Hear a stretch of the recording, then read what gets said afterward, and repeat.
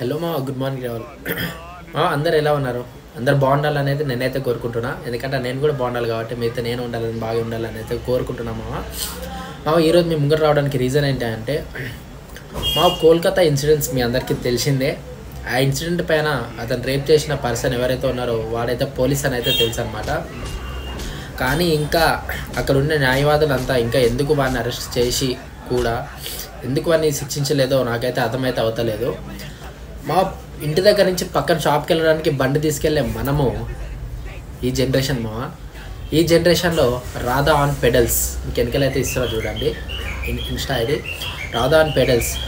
అతనైతే విజయవాడ టు కోల్కతా బైవాక్ అయితే చేస్తున్నాడు మామ. ఎందుకు బైవాక్ చేస్తున్నాడు అంటే జస్టిస్ కోసం అతనైతే విజయవాడ టు కోల్కతా అయితే వెళ్తున్నాడు అనమాట బైవాక్.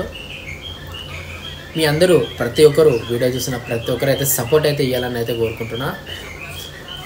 అమ్మాయి అంటే చాలు చెట్టుకు చీర కట్టిన సెక్స్ చేసే రోజులు ఇవి.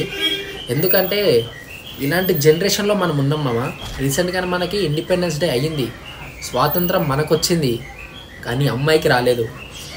అమ్మాయికి ఇండిపెండెన్స్ వచ్చిన రోజే అసలైన 15th అనేది జరుపుకోవాలి. ఎందుకంటే ఈ జనరేషన్లో అట్లాంటి రోజులు రావనైతే అనుకుంటున్నా.